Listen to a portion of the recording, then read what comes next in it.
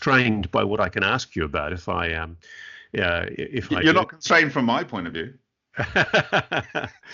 Yeah. I mean, look, what I'm really interested in is, I won't use his name because obviously we're possibly talking in public, but there's a mutual friend of ours who is very interested in low energy nuclear reactions, cold fusion, and exotic vacuum objects. And I'm writing a book on UFOs, UAPs, and trying to do it as a serious insect investigative journalist, talking to primary sources and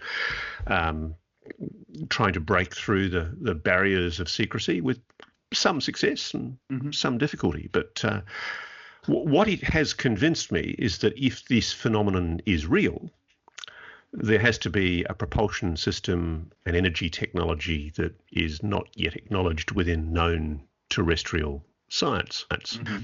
It leads me to the obvious question: is that technology some kind of plasma technology? Because so many of these objects are showing some kind of plasma around them. I've interviewed US pilots who describe this kind of blue plasma over the object which they're looking at, which has no visible means of propulsion, no known terrestrial acknowledged form of lift, such as wings or a balloon lift or anything like that. It's completely and utterly alien. And so I guess I'm wondering whether in your travels, what conclusions you've reached about the plausibility of alternative propulsion systems that might explain what I'm looking at with unidentified objects, and whether you think that we're on the cusp of a propulsion technology or maybe an anti-gravitic technology that has not yet been acknowledged. Well, I don't know if you saw my How Do They Build Nan Madol. No, I didn't. Okay, well, I seriously recommend you go and look at that video. Yep. On the 31st of December. Yep. I really haven't watched much TV during my adult life. I don't blame you. Most of it's drivel. Well, and I grew up in a household with one black and white TV and 3 channels, and all of it was boring. You know, the most exciting thing was the test card that turned on if you managed to stay up late enough to see it. I can tell you this, Bob. The thing that I am most excited about is, as somebody who's worked in high-end mainstream media for much of the last 35 to 40 years, I am gobsmacked, absolutely gobsmacked that the mainstream media is not crawling all over this story. It blows my mind. Because I'm going to give you 2 exclusives in this conversation, and they are foundational for me. And I have not made these public. So I'm going to talk about those, but I just want to do the lead-in, which was, as I said, on 31st of December. It's lockdown here, and it was, you can't do anything after 9 o'clock outside. So you've experienced that in Australia, so you know what I'm talking about. Sure. And so I thought, God, maybe I'll have a look at some of this ancient alien stuff. The reason is because it just popped up on my Amazon Prime account. Okay, this is not an advert for Amazon. It just happened to be there when I went on it.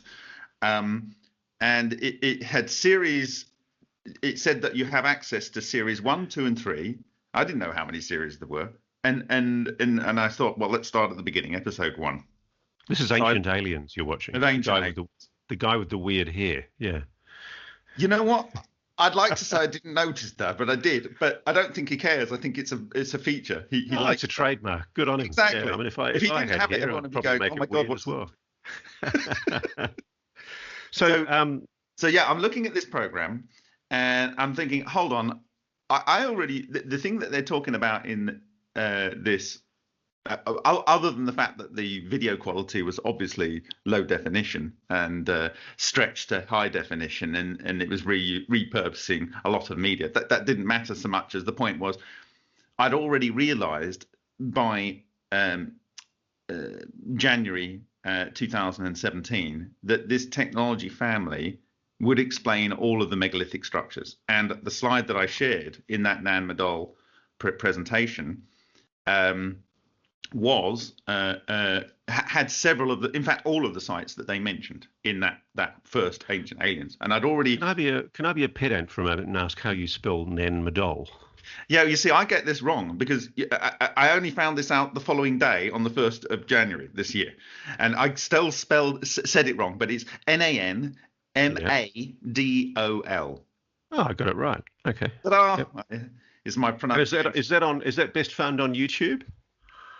You can go to the Martin Fleischmann Memorial Project channel, and you can see it. In the description, it should have a link to my blog, which is called remoteview.icu, and that is a podcast and a written blog. And if I'm doing a podcast, I almost always write the text down of that, and it's a newsletter, so it can't be destroyed. Anyone who subscribes to the newsletter, they get it in their inbox. So if for whatever reason it gets taken down, the content is still available to all those that were members of the newsletter. So to try and keep some persistence. Anyway, the nature of this second program was about this site called Nan Madol, and I'd never heard of it. I'm 49. I must confess I haven't, no. Well, it's closer to you than it is to me. It's 2,500 miles off the east-west coast of Australia, in the middle of, not quite the middle of Pacific. It's 250 kilometers from the US Pacific testing grounds. Oh, at Johnson Atoll? Not Johnson Atoll, the other one. The Marshall Islands. Atoll. Enewetak Atoll, where they dumped. Because I've been up there. I mean, it's quite scary. I went there once because we had a corrupt minister of government here who was doing naughty things in the Marshall Islands. A corrupt minister of government? I know, it's a shocker. I didn't think they existed. Carry on. But we went from Hawaii through to Johnson Atoll, and it's really cool. They make you feel welcome because the plane lands, and there's a guy with a 50 caliber machine gun pointed at the plane. And you're told on the cabin audio, if you get off this plane, you will be shot. It's really, and it's where they were. It's where the American government, the military, were basically dismantling all their chemical weapons and destroying them in huge incinerators. And sadly, for the local indigenous folk, it was deemed a good dumping ground for old nuclear waste and excess chemical weapons. And while I was there, I mean, to my shame, I did the story about the corrupt politician and left town, but it's a tragedy in Melanesia. All those beautiful people are suffering long-term radiation injuries as a result of the exposure that they've had to low-level nuclear exposures caused by the bomb tests 30, 40 years ago. Yeah. And in fact, when I realized what this technology can do most easily, I wanted to focus on radiation remediation and specifically to deal with Fukushima, Chernobyl, and Enewetak Atoll, because Enewetak Atoll is the biggest threat, actually, probably to the Pacific in terms of mass radiation. I know, you might consider it to be Fukushima, but Fukushima is on the mainland, and people can at least be there to deal with it quite quickly if there's something happening. Enewetak Atoll is literally in the middle of nowhere. Anyway, so there's this place called Nan Madol. Now I'm going to go back a little bit in my history, and this project that we set up in South Korea called the Martin Fleischmann Memorial Project. Basically, Martin Fleischmann, I'd love to have met him, and he died 3 weeks before the conference, and so I didn't ever get to meet him. But I realized at the conference, as did 4 other people that were there, that this technology was real, this technology that they called low-energy nuclear reactions. And I could see the thread in different people's research. But the problem is that everyone wanted to win the Nobel Prize.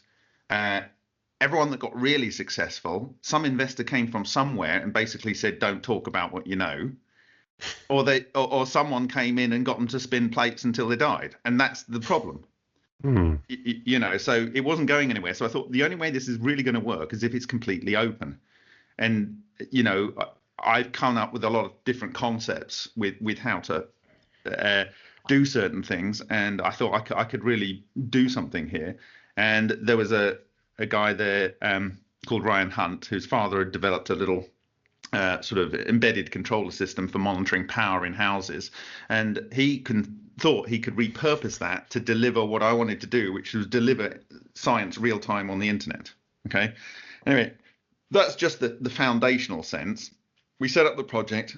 Now, within a year and a half, we had I think our biggest donor. He's been one of our biggest donors for a while. I won't mention his name, but he for a reason, he was running a business that was using heavy oil for a number of years, and vast quantities of it. And given the country that he's from, he took on some guilt for doing that and sold that business and bought into another business that was, he could be more comfortable with. And he's a fantastic steward of that business. And I had the pleasure of meeting all of his staff once, and they basically love him. He's one of these leaders who cares, even after someone has left the business and gone to join the competitor, he'll still invite them to the public events. So the company events. He doesn't hold any malice. So he's a very special person. And he's one of the sponsors of, if you like, of the. He has been one of our biggest sponsors. Because I was going to ask you, how do you do this? I mean, it's obviously incredibly great difficulty. And, are you the only person that run it, or are there other people involved? Yeah, we've got 3 directors at the moment, and most of the core work the project was set up as a way to test other people's claims. We're not trying to invent things necessarily, although when you get a sufficient understanding, you can at least put ideas into the field, which we have done, and people have acted on those, and they've come back to us. So the whole thing is about this virtuous cycle. And in the case of this particular sponsor, I mean, the people that have put most into the project are actually the project researchers, and in some cases they put many tens of thousands in. And great. In my case, 8.5 years, and I came from an extremely well-paying job. Because it was boring, I thought, I don't want to spend my life and get to the end of my life and look back on my life and go, I made a lot of other people rich. I was at the top of a business. I was getting a big paycheck, but I was spending it out on my cost of living because of where it was or whatever, for whatever reason. And what have I got to show for it? People like to leave a mark, whether it's a famous quote or whatever. There's got to be some motivation in life. And please give me faith. Please make me feel reassured about this, because I'm doing something slightly similar in the sense that I've stepped away from a mainstream investigative journalism career. If you're going to step away at any time, you're doing it at the right time. Yeah, because I think the whole free-to-air television industry is dying. It's moribund. But more importantly than anything else, it's not engaging in an inquisitive way with the stories that need to be told. And this one, UAPs, alternative energy systems, alternative propulsion systems. I mean, my Luddite brain has understood for some time that there is a really cracking good bloody story there, and somebody's got to dig it up. And I've been waiting for somebody to start nibbling at it. And my friends Leslie Kane and Ralph Blumenthal from the New York Times have done some noble work. Yeah, credit to them. Yeah. Yeah, but the thing that really shocks me is I've just finished a book. At the moment, it's way too long. It's about 140,000 words, so I've got to hack it back. But I'm gobsmacked at some of the stuff I've dug up. And because of COVID-19, I've had to do most of my work over the phone or on encrypted apps or over Zoom or Skype. And the thing that has really impressed me has been how time and time again, what I did was I followed the strategy of people aren't going to want to talk to me if I leave a trail. So if I leave an electronic trail to Joe Bloggs, the the scientist who's probably working on anti-gravitic technology, he's not going to want to talk to me. So I found, with the help of our mutual friend in many cases, a lot of home addresses of very interesting high-level people all over America, and in fact all over the world, and wrote them letters. And I didn't really expect to get that many letters back or calls back. But very slowly, I've got Telegram and Signal, the encrypted apps. I've got WhatsApp, which is increasingly less secure. I have Proton Mail. Very slowly, stuff started dribbling in.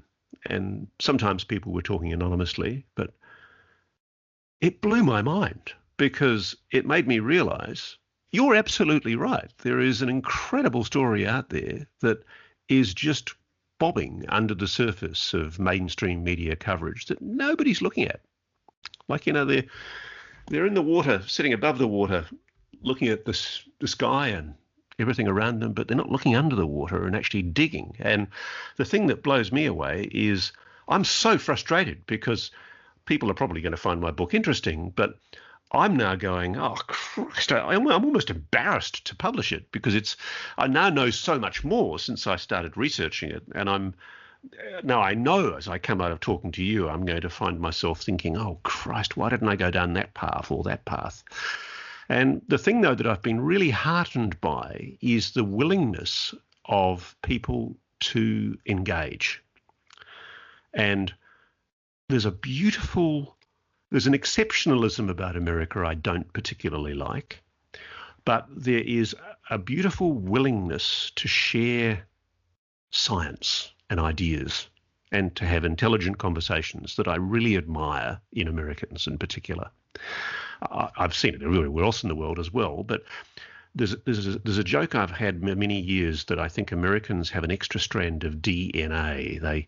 They understand the media in ways that other countries don't. And I think it's because they've had TV for so long. Mm-hmm. And they just get it. They deliver sound bites. They speak clearly. They kind of intuitively understand the importance of media. I think it's drummed into them in civics classes in school. Whereas, frankly, you and I used to be a Brit, and I know you used to be a Brit, and here in Australia we've got the same problems. The Brits try and classify everything. They are obsessed with secrecy, and if it's a menu in a restaurant in the middle of the Defence Signals Directorate in Australia or the GCHQ in England, they'll classify it because it might jeopardise national security. Whereas here in America, I have been blown away by the willingness of people at a high level in defence and intelligence and science to engage. And I think maybe some of that comes from the fact that a lot of the core research for this was done a good number of years ago. These people, they've got their pension assured, and there's not much left of it to run, or some of them have got other means, and so they don't care. And they do realise that the information, it should be out there, and it's unreasonable for it not to be out there. And when I give you some more context about my story, you'll realize, I think, and I would hope you would realize, that you shouldn't fear giving the information out because it's actually our human right. It's as much as right to life and the pursuit of happiness. I completely agree with you. The thing that I've had several people say to me, including a serving member of the US Defense Department, is it's outrageous that this has been kept secret for so long, and that there's no good reason for it to have been kept secret for so long. And indeed, what I'm wrestling with is I can give you several, but pin that thought. But I can give you several. Well, let's hear it. I'd love to hear your analysis. Well, stepping back to where I was in the key points and the reveals that I want to give you,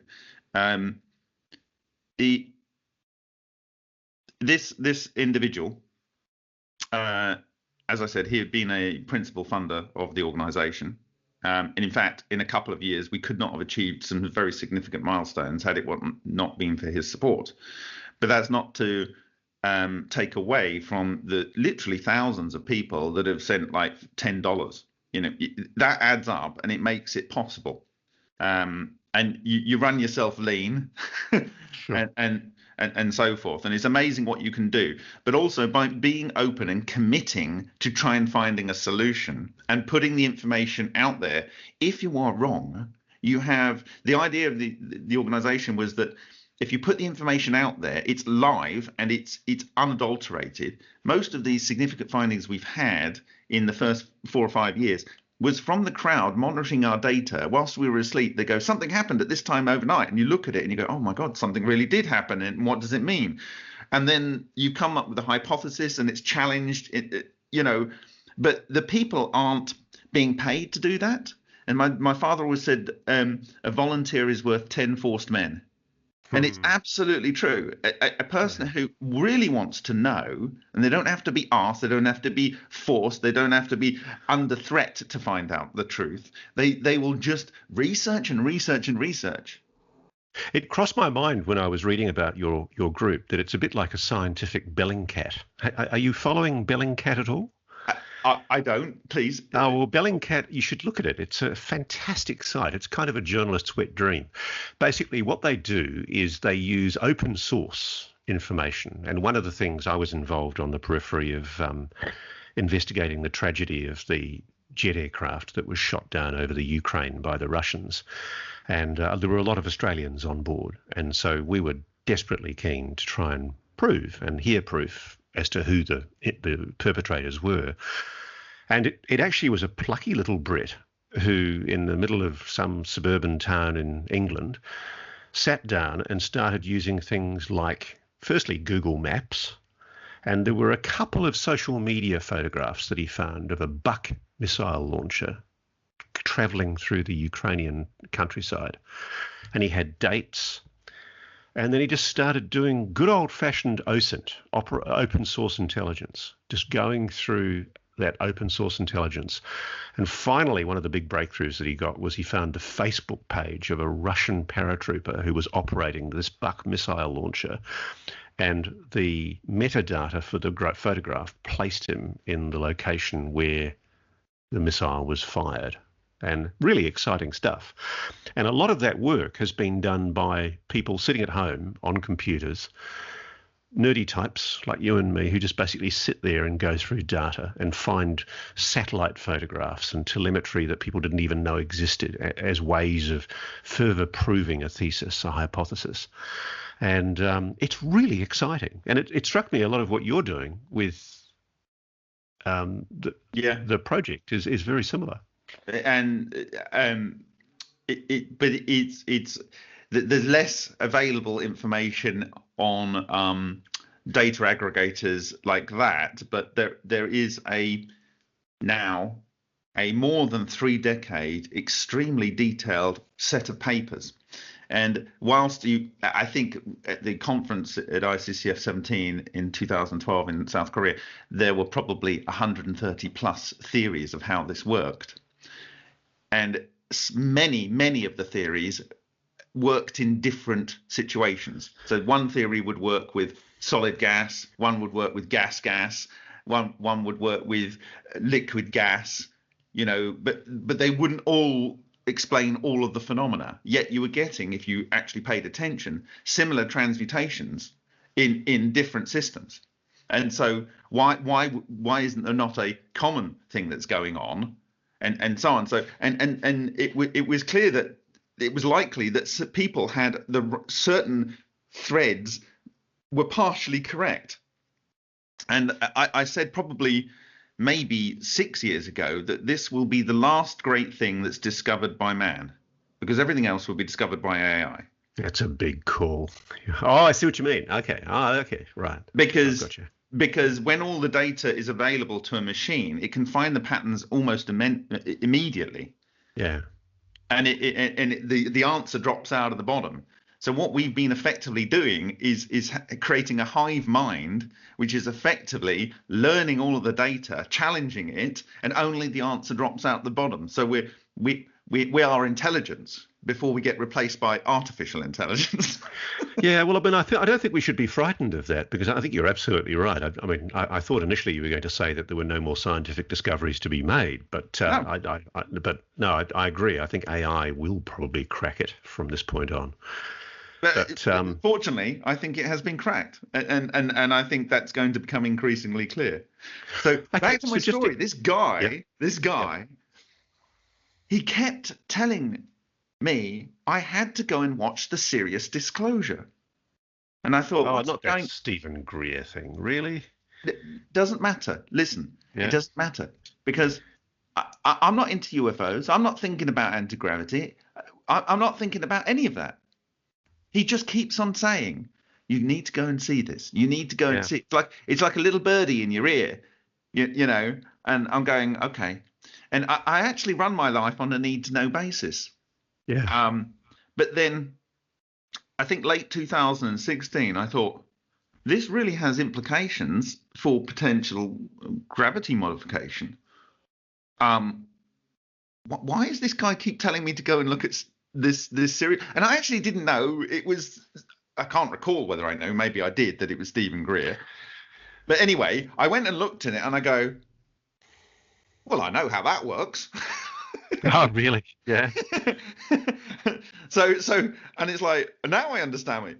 But that is one reveal for you that I finally gave in to someone who is constantly being a little birdie in my ear, saying I needed to go and look at this. I needed to go and look at this. I needed to go and look at this. And at some point, it's like some point in the universe is channeling through him to tell me to do that, whether it's right or wrong. I at least need to give him the courtesy of looking. Sure. Now, what he didn't know is what I'm about to tell you now. He does know now, and in fact, he's the first person outside of personal family that knows this. And you are going to be the second. And everyone that listens to this podcast is going to be whoever they are. I'm flattered. Right. So the point is this: when I was 7 or 8, but your memories may or not be fixed on an age at that point. But I'm 49 now, so I would suggest at least 40 plus years ago, my father, who was he was a very senior Mason within the Masonic system. At one point, he said he was the most senior Mason in the UK. He was certainly beyond the Grand Master, but he was the oldest. I think he meant most senior, as in I'm the oldest at the moment that is a Grand Mason, something like that. He died at 72, so it's a little bit hard to believe. But you know, sometimes family members embellish things. But certainly, I knew he had been a Grand Mason, and he said for whatever reason that I was suitable to go into the lodge when I'd passed my 30th birthday or whatever. And I said, Dad, that's not my path. I said, I don't know. I'm pretty sure that's not my path. That's exactly what I said to him. And so, having seen this documentary, having had this guy in my ear for years say, you must go and see this, you must go and see this. And you go, oh God, okay, I'll see it. I then have to tell you the story. And so my father, it was a late summer's night and cloudless sky. And my father asked myself and my family members to come downstairs. And we had like a big room which used to have our black and white TV in with the 3 channels and a nice open half fireplace where our dog used to set itself alight. And I'm looking out the window and he says, right, look up there. And way, way up into the sky, way beyond where the clouds would normally be, 4 lights go blink on, and they're in perfect equidistant formation. They go zip, zip, zip. And for those that don't know what I'm doing with my hands, I'm gesturing jerky, instantaneous moves to the left, to the right, to the left, or right to the left, to the left, right, depending on your perspective. And then they all blinked off. And he said, right, kids, you can go to bed now. So, okay, now you've got me really going. How did he know they were going to be there? That's the point. And you know, as a 7-year-old or 8-year-old or whatever, I never considered it. And in fact, I suppressed the memory. because I thought, what the hell's this? Well, okay, all right, Dad, bye-bye, good night. Did you ever ask him about it later on in life? No, because it was like, could it be I mean, it obviously wasn't anything like a firework. It definitely wasn't planes.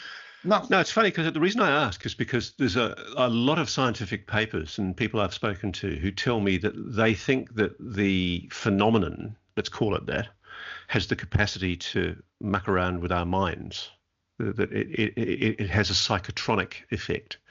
It can actually influence our perception. Right. And it's really interesting because, I've often wondered, I've so many people I've spoken to, and I say to them, did you follow that up? Did you ask more questions? Did you go back to that person who told you about it and ask them more questions? And it's no. The first time I questioned this was on reflection of watching the Serious Disclosure Project. You understand? Yeah. Yeah. I had Stephen Greer's done some good. So whatever you think about that project, and the people that came forward and claimed. No. I mean, I actually admire the Stephen Greer Disclosure Project. I mean, I actually think that is one of the laudable things that Stephen's done. I'm very skeptical, sadly, and I deal with some of this in my book, about some of the later statements that Stephen's made, where I think I think there's a phenomenon in ufology of people who stick their heads up, and rather than what I love about your site is you are genuinely committed to knowledge and dispersing the science, and you're not an egotist. You're not in it for some narcissistic reason.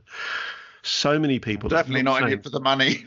No, but so many people in ufology. I mean, I really hate these ufology shows that have sort of boom, boom, boom theme music and sort of try and dramatize everything. And essentially what we need in order to make people sit up and take notice, like you did after Serious Disclosure, is just simple information, clinically, objectively delivered in a clear and concise way that makes people go, crikey, there really is something to this. So what was it that you saw on Serious Disclosure that made you go, oh, okay, I might remember that incident? I felt, whilst I can overreact, as any human can, and no one's perfect, and that's the case for Stephen Greer. I know I'm not perfect, and I've made mistakes. But my view is you work through the mistakes until there's no mistakes. Sure. And people like to point back into the past where you were wrong. And it's like, well, if you looked at where I am now, the past was an early part of the iterative process. That's like stopping an AI machine when it's only gone 20% through its calculation. And said, well, you got the answer wrong. And it's like, well, I'm only 20% done. It's like you're building a building. You haven't put the windows into the roof. journo in me has to go back a while. Had your dad ever seen UFOs before? Had he ever discussed the phenomenon with you before? I will talk about on my blog a wide range of very weird things that my father did throughout my childhood that allowed me to see what I needed to see to be doing the work that I'm doing now. So do you think that he was able to, I mean, did you form the impression that he was in some way consciously connected with those objects, or was it a complete coincidence that he looked up at that point of the sky and said, have a look up there, you're going to see something? Because, I mean, what you're suggesting to me is I never questioned it. I'm just saying what happened. But you've never questioned what. But what I'm asking is... The obvious question is, how did he know it was going to occur to bring us downstairs? Exactly. Yeah, I know. Exactly. But all I know, for me, that was our sponsor telling me to watch the Serious Disclosure allowed me to reflect on what happened to me as a child. And right. when I knew that, I thought there is something here. And you know what? They were just spheres, glowing spheres. That's all they were. Now, when you're just seeing glowing spheres, it's not a light bulb. There's no clouds to reflect off. You know, when I'm looking at with my scientific analytical mind now, I can immediately remove from potential truths things that it cannot be. And then what you're left with is four things that instantaneously appear. They're equidistant. They move across the sky from from being at rest, instantaneously at fast speed move to another point and at rest. Then they move back to the original point and come to rest, and then they come back and then they disappear. And everything is so sudden. It's staccato. It's a musical term to say it's like beats. But you acknowledge, don't you? It is very weird that as a little boy you had an experience like that your daddy showed you, and he obviously thought it was important because he called the whole family down, and you never forgot it, but you suppressed it. And it only ever came back. You really only remembered it when you watched Serious Disclosure. Remembered it after watching the Serious Disclosure. And you asked me a question, what made you think? When I was looking at it, as I said, I feel that I've been good at reading people. We had a hotel. Before that, we had a market garden. So we were, from an extremely young age, I was interacting with the public. And then we had a hotel. So this was before the end of the Cold War. So we had people from all over the world, just not from behind the Iron Curtain. And so I would pride myself in watching people coming up to the door that were driving and coming off the street and guessing their mood, where they were from in the world, whether they would be fussy about their room or whether they would be happy because you've given them good accommodation. And so just on the facial expressions and so on. And so when I've employed people for many years, and I've been able to judge their mood and, whether they're satisfied with the work they're doing and so on. You get it wrong sometimes. But anyway, the point was, when I looked at some of the people making the disclosure there, even with some of them, you can tell, if you're attuned to this, you can tell where they're telling the truth and where they're embellishing the truth and when they're flat out lying. And the issue was for me that there was enough people in that disclosure that looked like they were telling a genuine story. Yeah, I agree. And so I cannot discount it. Then I have to reflect on my own experience. And then I have to reflect on because this was in January of 2017, I had to reflect on what I'd been told about ball lightning in October when I visited possibly the world's expert, Dr. George Eagley, in Hungary, in Budapest. I recorded a series of interviews with him, which are published on our channel, and under Stardust is the 3 videos. And he told me certain things. Now, when I saw that documentary on the 1st of January this year, with my backstory and my understanding, I don't have to go through the mental barriers that other people do about this not being a potentially real phenomenon. I already knew all of my life, all of my conscious life, that something like is what's described in these ancient texts. And by these, I've only found out after publishing that video that the Hopi people have a whole series of legends that match what I'm describing is the technology. And I'm just saying, I've come from the technology, seeing the experiments, seeing the effects on different materials of this technology, what it does, and going, well, this isn't what you're being told it is. It is actually going on like this. And so when you look at what the Hopi people are saying, that apparently, I mean, I might get this wrong, but in their legends, they left the Hawaiian Islands rather, and they flew in flying discs, boats, and it depends on what class you were. You went in the anti-gravity craft if you were like the rulers, I guess, and favoured few, and other people went by boat and so on. They fled to South America, and then they were able to cut stones and build huge things with large rocks and move them around. And and he described the fact that you had like a 1-inch crystal that's in there. But when you understand that coherent matter can stay in materials indefinitely, and it can be re-excited, and it's the coherent matter that's able to envelop things, and when you're in that coherent matter, it loses its mass, charge, and inertia. So you have all of the principles in it. The problem is, for the people that have been restricting this, they're either too stupid to understand how simple it is, or they know how simple it is. Okay, now let's stop for a moment, because there's so many ideas in what you've just taken me through there. But there was a line that you used there about the people restricting this. And this is where the skeptical me has to roll my eyes slightly as a journo, and I have to say, where is your evidence that this technology is being deliberately suppressed? Okay, I'm going to give you two other reveals here. Two other reveals. I'm doing well here. Yeah. Well, like I say, I don't have a problem telling you stuff. Sure. That is my modus operandi. I'm very grateful. Yeah. You have to commit to have things come back at you in this universe. If you hold back, then you are not going to get the most out of your time on this planet. So, it's very good advice. When it was June the 6th, 2000, I believe 2017, maybe 2006, I don't know. Anyway, I was giving a conference. I was at a conference in Asti. They put me on what's called the graveyard shift, which is 9 a.m. in the morning. Everyone's at an Italian banquet till 2 a.m. in the morning. I couldn't be because I'm doing the first slot in the morning, and I'm driving and I'm staying at different accommodation. Anyway, for various reasons, I came back to the hotel where everyone else was staying, and I decided to finish my presentation through the night, just run it through the night until my presentation at 9 a.m. in the morning. And several people came back drunk. And I mean, not even a little bit drunk, because there was basically unlimited alcohol. And one person who you might suspect would be working for organizations that might already know this information, for 2 hours in saying X, Y, and Z, yes, it's good what you're doing with this, it's good what you're doing with that, but Bob, you know, my friends have seen the US anti-gravity craft, but don't talk about them. Do not talk about them.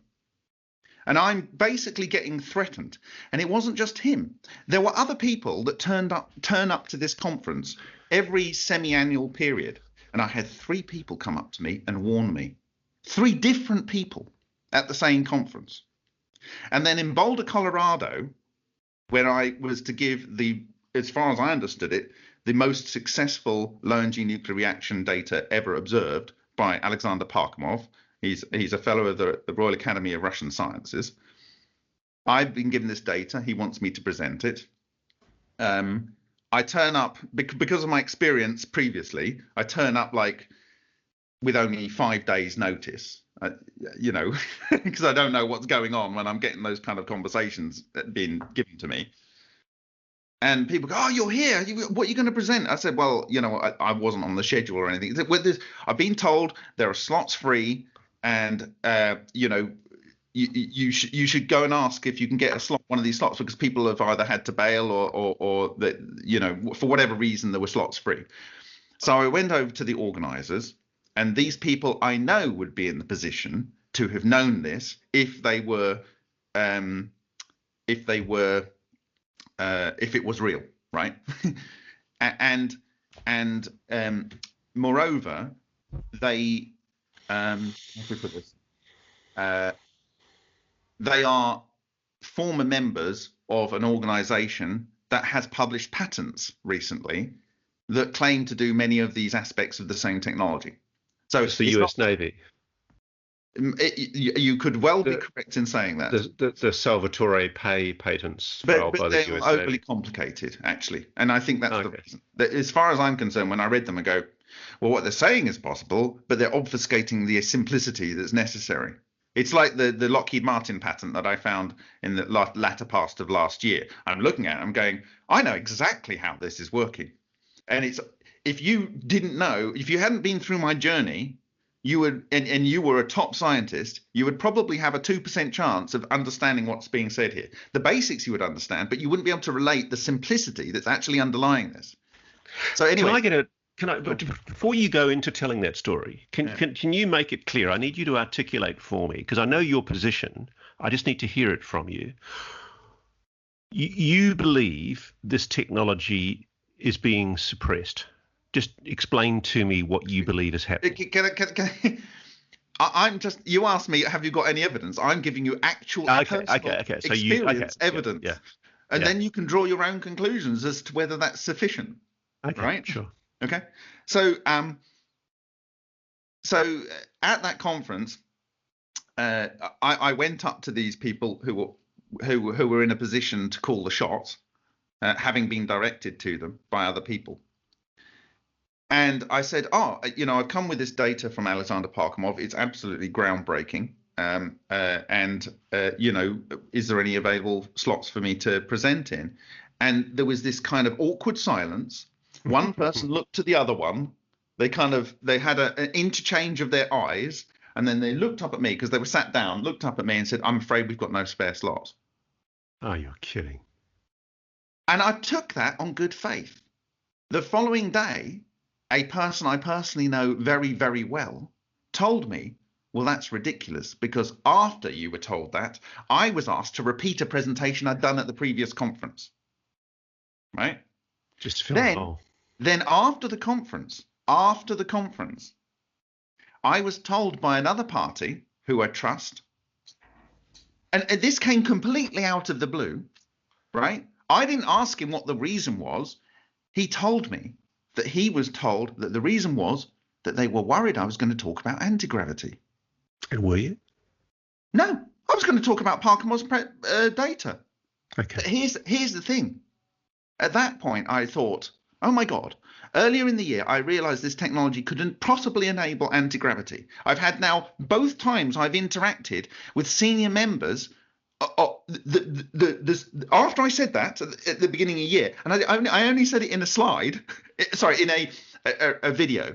I said this technology will allow you to float as if nothing, right? Like float in the air as if nothing. Okay, I said that was, I think, on March the 1st, 2017. So you got June the 6th, and then you got the conference later in the year. So the two subsequent occasions, I have an absolute panic, and firstly threatens and then panic that I'm going to talk about anti-gravity. And after I got told by the back channel that they thought I was going to talk, I thought, this technology is related to anti-gravity because they are fighting it so hard. Wait, here's the next data point. The next data point is, I find that Martin Fleischmann was investigating 4 technologies that are supposedly all related when he did the cold fusion announcement in 1989, right? This is an interview in Infinite Energy from 1996. I think it's 1996, but it's between him and Christopher P. Tinsley. I've done a video on it and the implications of this specific part of the video.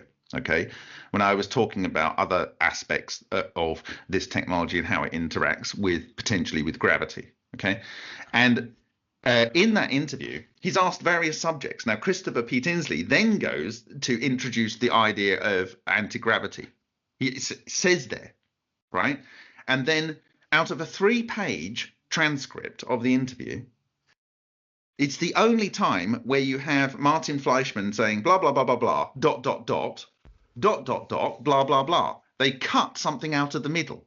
And when you read what he says, it looks like they've cut something out that they didn't really want to make public. And that for me was, there we go. It is the same technology as anti-gravity. They fought so hard to prevent me talking about it. They told me what I needed to know. And so since then, just explain this to me. Who are they?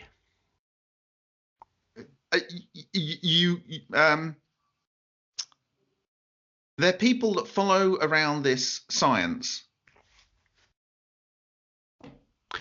And I don't see them ever doing any. Well, okay, that's unfair. That one of them does experiments, but they're kind of like on the periphery of it. They do paper reviews. The other second question pretends to be an investor, and maybe second question: are they, do you think, government, or are they perhaps what I'm increasingly beginning to think, private defense, military, industrial, aerospace contractors? At least one of the people in that story are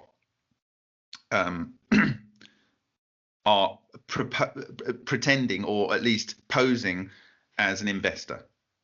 Okay, another party has a proven record of military research. So, right. So you have two parties there. This is, even from the beginning of the project story, we had one of the original directors who was working in Switzerland, and at EPFL or something, the research facility there, and they actually have a research tokamak or something, some hot fusion tokamak. When they found out that he was looking into low energy nuclear reactions, they tried to remove him from the offices. Now, the thing is he wasn't working for the university. He wasn't a contractor or just a student. He was just renting space on the facility, on the overall space where this research is going on, and he's directly competing. And so they basically wanted to kick him off the site because they found out he was working on Lena. Next question. If this is being suppressed, this technology, why? I'll give you one very simple reason. In fact, I will find the slide, and it was in the Sun newspaper from 1911, and it was written by, excuse me, I burped, how rude. That's all right, no problem. Let me find it, because it's actually in that Nan Madol presentation, so I'll go and find it. But you can go and see it, and actually in the blog, I think I gave a link to the reference. I gave a link to a reference, so let me go and find my blog. That's probably the easiest place to find it from. Sure. So it's the Nan Madol post, which is that one. And if I go down to the slide, I can read the slide there, actually. In fact, you know what? I'm going to give you this so you can actually see what I'm looking at. That would be helpful. So what I'm doing is I'm sharing a link to my Nan Madol remoteview.icu blog, so you can review what I'm looking at. And essentially, it's the first slide that I shared, and I've given the link there. It was slide 26. I authored this in January 2018, but I only revealed it the other day. In fact, all these three slides, the other one is the second slide is from 20th of February 2018, but this one I had there from January. It says, how about aerial navigation, Dr. Tesla was asked. He considered for a moment or two and then replied with great deliberation. The application of this principle will give the world a flying machine, unlike anything that has ever been suggested before. It will have no planes, no screw propellers, or devices of any kind hitherto used. It will be small and compact, excessively swift, and above all, perfectly safe in the greatest storm. It can be built of any size and can carry any weight that may be desired. 1911. Tesla promises big things. The Sun, New York. You still haven't specifically answered my question. Here's the specific answer. If anyone could travel anywhere carrying anything faster than anyone could deal with them moving, and they couldn't even see them or track them because they're so fast, and because the technology actually masks most ability to track these things to anywhere in the world, and everyone had that capacity, how in the hell could you control humanity? So it's a technology. Why would anyone buy a flight on a plane? Why would anyone go through the hassle of troubling themselves with airport security? You're only going to blow yourself up, aren't you? So you're not going to be doing that. But you couldn't control anything. If you had, let's say, 1 billion of these devices, even that AI is not going to. You're going to need physical people, and Sure. if they see you are coming up you're coming to take them, well, you just get in your craft and you're on the other side of the planet in 20 minutes. It's completely. You could not stop anyone doing anything. Forgive me for bullying you slightly in the questioning, but I'm really interested in taking you into different courses. Do you believe this technology has been constructed by either private corporations or the US government or any other government in the world?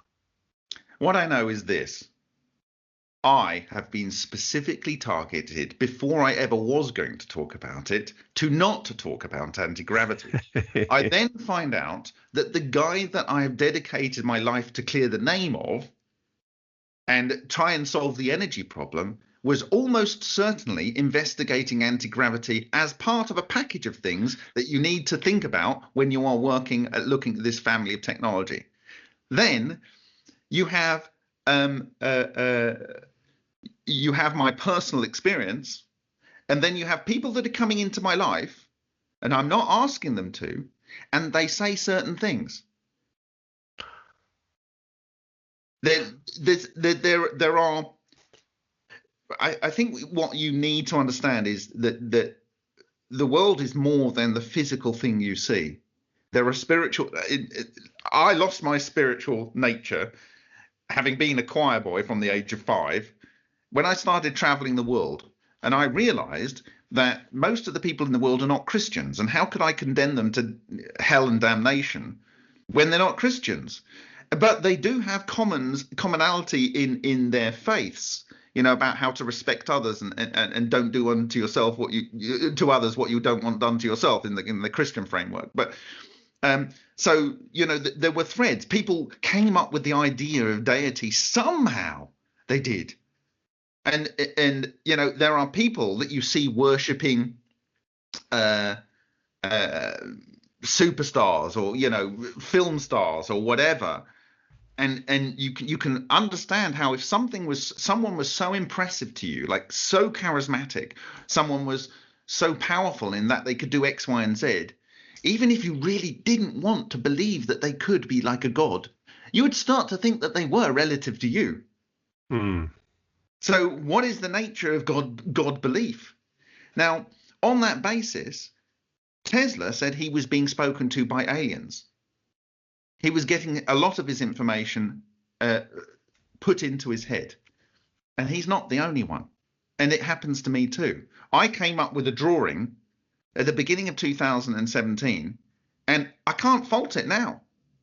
It was at beginning of 2018. The structure that I drew, I'd not seen anyone draw before. And when I lay out the information over the next however long period it's going to be on my blog, the information is in the archaeological record. Every continent. I'm telling you, Ross, that this technology was as ubiquitous as people driving around in cars and using mobile phones. I said this to my mum last night. I said, look, when I look at my kids, they don't know a world where there isn't a touchscreen device. But the idea of even speaking on a phone to my friends at their age was an impossibility with a mobile device. No, it's funny. I've been very privileged in my journalistic career to have travelled all around the world, and I think some of the most incredible things I've seen have been the Mayan ruins, the Egyptian pyramids, the incredible straight lines in rocks that I think we'd have trouble cutting even today, let alone 5,000 years ago. Ross, it's trivial with technology. You know what a laser is, right? Sure. It's a coherent light energy structure. And with lasers, the photons do not have any mass. And still, you have commercial lasers that are able to cut through inches of steel. Okay? Now, go and watch my presentation if you haven't done already on coherent matter waves, which refers to the Lockheed Martin patent, which I only came across in September. And they are saying something very, very simple in that patent. This is the bit that anyone could get if they actually bothered to read it, which is this. Photons are the same. To make coherent light, you need all of the photons to be of the same frequency. Okay? It's like you've got 100 people singing in a church, but they're all singing the wrong note. They're all singing different notes. You don't get harmony. No, you either need harmony, but actually for coherence, you need the same frequency. And actually, you need them starting in the same phase. When someone's singing a note here and so here's the thing, if you wire up your speakers and you invert the plus and minus on one, there will be constructive and destructive interference in that state. And it's just a stereo pair of speakers, right? So you can have two people singing the same note, but if they are out of phase in that, then there are places in the room that will have no sound at all. It's the same way that noise cancelling earphones work. Sure. right? They listen to the sound and they do the antiphase. Okay, so you need to be the same frequency and the same phase. Amplitude, yeah. Right, now, this is the revelation for me in September. The revelation for me is this. With light, it's easy because they're all a photon, so you just need the same frequency and same phase. But with matter, you need them to get them the de Broglie wavelength. So if you think of the particle electron, proton, or sodium atom, or aluminium atom, or whatever, if you want to get that in the same frequency, you have to get it exactly the same temperature. And this is when people make coherent matter, they call it Bose-Einstein condensates. They cool it from whatever temperature it's at down to absolute zero, as much as they can. And what that does is it gets the same matter, say sodium 23 atoms, because all sodium is 23, so they're all the same, right? And it gets them all down to no temperature at all. So then they're all at the same kinetic energy. And then what you do, in that case, if they're in a constrained environment, they end up getting in phase, just like a load of metronomes do if they're on a metal plate, right? Okay, so this is how most people have explored creating coherent matter. But there's a thing that was discovered by Aronoff and Bohm in, I think, 1954, that you can change the phase of a frequency without changing its energy level. And it's the Aronoff-Bohm effect, okay? And specifically, this is the weapons that were built by Khrushchev in the Cold War. And Khrushchev, I think it was 1964 or 1974, they had a meeting with the Americans. And they said, we need to have a worldwide moratorium and just ban the development of these weapons. And these weapons are eternal technology. In fact, I would argue that all technology is eternal. You just haven't discovered it yet. And we are on a planet which is relatively young. It's 4 billion whatever years old. There are planets that are not that far away with conventional technology, but not that far away, that are 2 billion years older than ours. 2 billion. Now, where were we 200 years ago? In fact, where was I 4 years ago in my understanding of this technology? Now, if I studied for 4 years and realized within the first 20 minutes of watching that, my second, Ancient Aliens from the most recent, or last season's first episode, how Nan Madol was, how would I be if I'd not just got to the conclusion in 4 years? I'd had an extra 2 billion years to work it out. Yeah. And in those 2 billion years, I had AI on my side.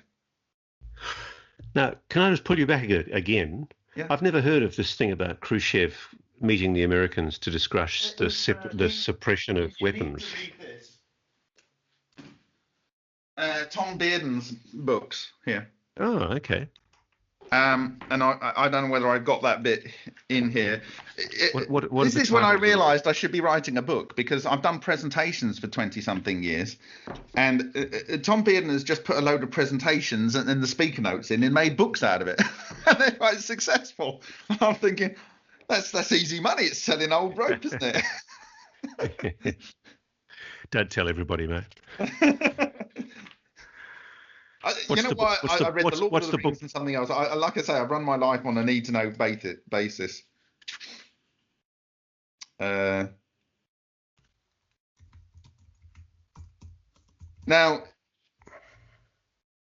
the language in here is not so easy to understand, because it's they call it quantum potential weapons and this, that, and the other, and maybe that's the right phrase, and maybe I'm thinking about it wrong, but you know, as a scientist, you come up with a model in your head that fits the pattern of data, and you give it. I'm not trying to make it sound complicated, so I go out of my way to try and make it simple. Like I described, you can cohere sound waves, then you can cohere light waves, and this is how you cohere matter. And actually, the point about that was that light has no weight, and yet it can cut through a couple of inches of steel, right, straight. Coherent matter, using electrons, because electrons have 511 k electron volts or whatever, that is the energy that is converted from mass. That is literally, basically infinitely more energy because the photon has no mass.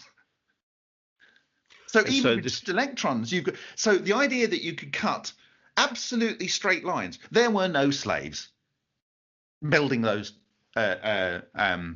pyramids, and you can cut extremely straight lines through rock. And I know because these little things, which are being created just by self-organization rather than technologically deliberately made and then forced into a beam, like it says in that Lockheed Martin patent, which is the basis of the weapons that they're putting on the Russian next generation fighters with their own version of it. The next generation of American fighters, and as of this 28th of December, it's going to go onto the Japanese fighters. It's already almost certainly on the Chinese fighters or in the works. But in here, like a particle beam weapon, you mean?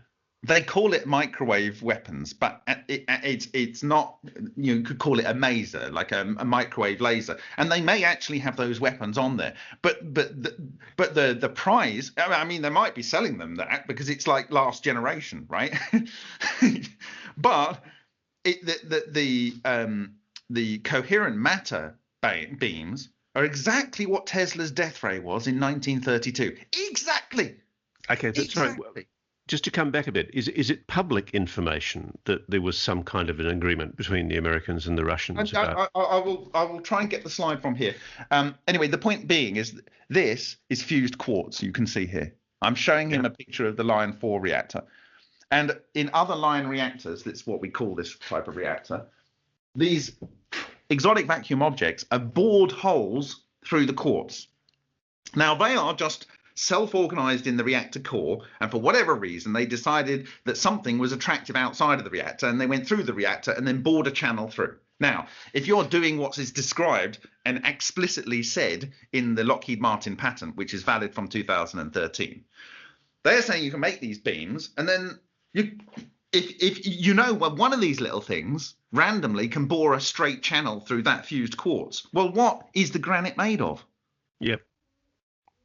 This is the technology that all megalithic structures were built with. It is the technology that all of them were moved with.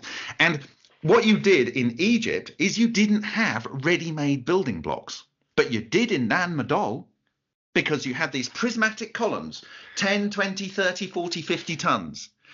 And even before I saw it, their legends on the island is there were these big birds, and they came out because the actual rock, 40% of it, they don't know where 60% of it came from, but 40% of it came from the top of a mountain 25 miles away. And it's 122 meters high, but so it's not really a mountain, but it's a volcanic plug, and it goes like this. It's got a kind of like curve like that, and I'm just describing the shape to Ross here. And it goes up, and it's nearly sheer at the top, and it probably went up higher because they've taken a lot of material off the top.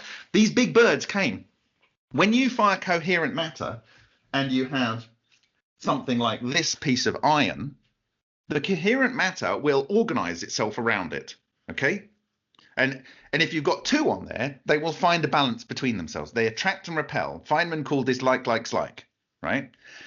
So if you have two of them, they will attract and repel. If you have three of them, they will find a new organization around this material. If you have 1,000, they will try and organize themselves all the way around this material here. Now, I've actually got a hexagonal section here. This is from a pen. I'm showing them this pen. It's just a standard sort of hexagonal section here from a pen. Gotcha. Yeah. This is exactly the kind of shape that one of these, and the aspect ratio that one of these prismatic columns on this island. It's called Pompeii, but not as in where the Italians died with pyroclastic cloud. Pompeii, as in it's called Pohnpei or H or something like that, but spelled differently. If you can imagine, they're going all the way around this. Now, what I didn't know, but demonstrated before I knew this, is that these things wet together. When they get so close that there's no space for them to repel without hitting one on their left or right, or forward or back, or up or down, they will start to wet into each other like water droplets do. They have a surface tension. And I demonstrated that with a researcher in Europe called Henk, which we're currently doing experiments with. And then, after publishing those presentations, and after concluding that these are coherent matter, after that, I got sent a paper from Fusion Technology from Japan from 2001. And it was talking about the surface tension of what they call balls of fire.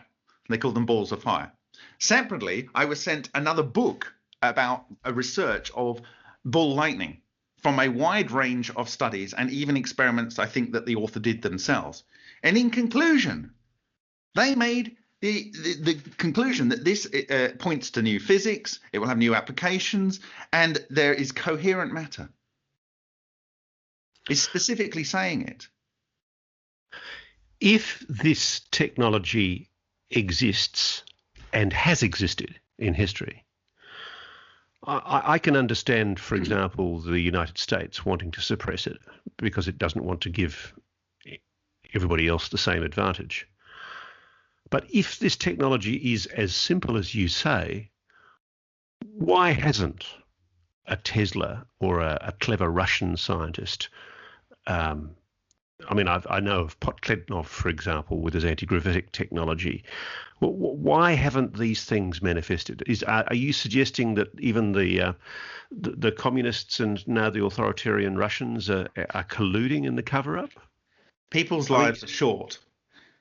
Modern economies and even ancient economies are just, if you're in a basic economy. I mean, I lived in India for 8 and a bit years, best part of 10 years, and I lived as an Indian.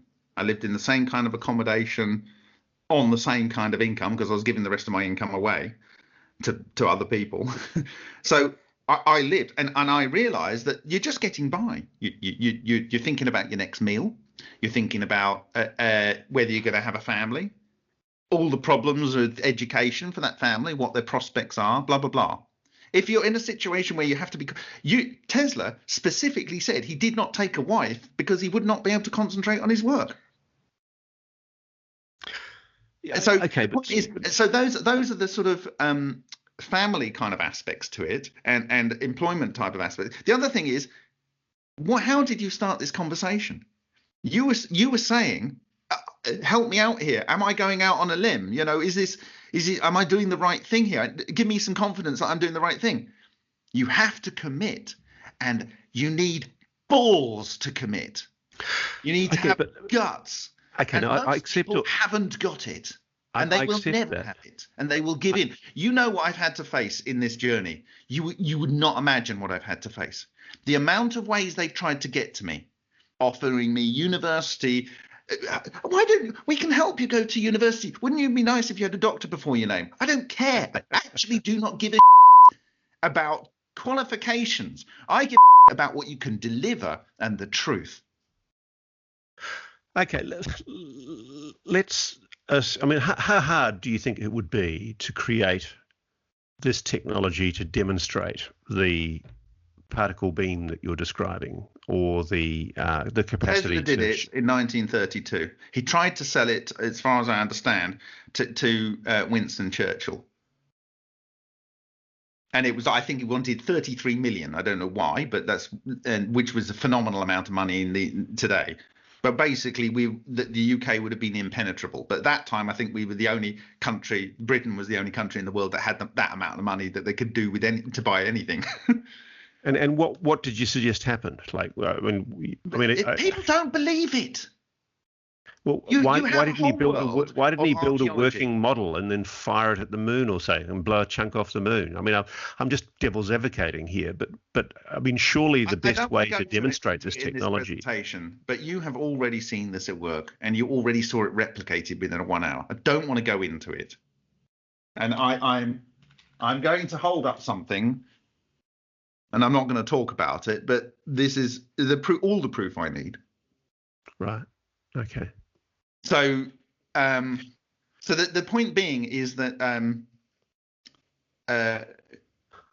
when something is, honestly, Ken Shoulders invented the technology to make microprocessors. He is the father of microelectronics. We are able to have this conversation because of Ken Shoulders, right?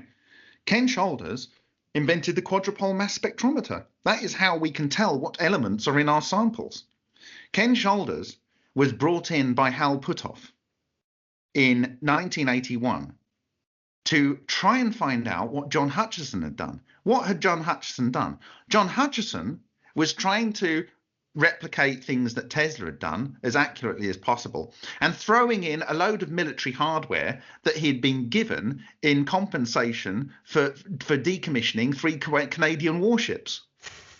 And these an amazing story. I love that Hutchison story. These are frequencies that you are never allowed to buy. So you couldn't discover this with all of the time in the world, because you're not allowed to buy equipment that does this. And if you make it, you're breaking the law. So he has these things that can go into frequency bands that you can't use, ever. You're never going to discover it, ever. Given all of your life and all of your friends' lives, you're not going to discover it. And he's twiddling these knobs one day, and he gets hit on the back of the head with a lump of metal. Well, where did that come from?